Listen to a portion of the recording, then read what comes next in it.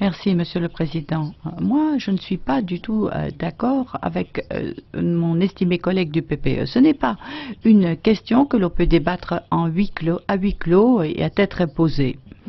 Il y a eu tellement d'événements ces derniers mois et ces dernières années à propos de la situation des Kurdes de Turquie qu'il est tout à fait normal qu'on en discute ici. C'est nécessaire. Il faut en discuter en public. Qui aurait pu s'imaginer que le gouvernement à Ankara parle ou dialogue avec une personne déclarée persona non grata?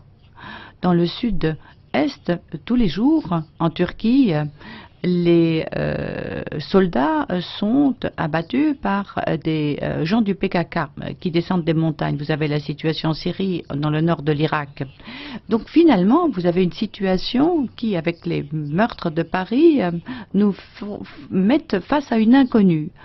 Qu'allons-nous faire des Kurdes? Il y a une chose qui est claire, et le collègue Obiols l'a dit, oui, la situation qui concerne le linguistique, les écoles, les tribunaux, s'est beaucoup améliorée. Ceci dit, nous sommes face à une offensive massive contre les personnes qui sont au niveau communal dans le Sud actifs.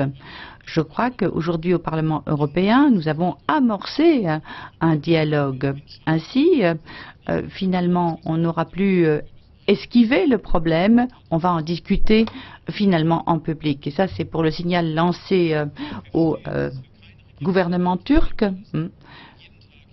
On ne peut pas accepter que les policiers ou l'armée soient tous les jours abattus par les terroristes. Bien sûr, nous poussons le gouvernement turc à aborder le dialogue et c'est une possibilité qu'il ne faut pas laisser passer. Mais la répression doit se terminer. Le gouvernement turc doit voir la dimension régionale du problème. Le sud-est de la Turquie n'est plus isolé. Maintenant, aux Kurdes, il faut qu'ils se distancent, ils prennent leur distance par rapport à la terreur, au PCP, au KCK. Il faut aussi arrêter les attaques à partir des montagnes parce que sinon on n'aura pas de solution prévisible en vue. Je vous remercie, Monsieur le Président.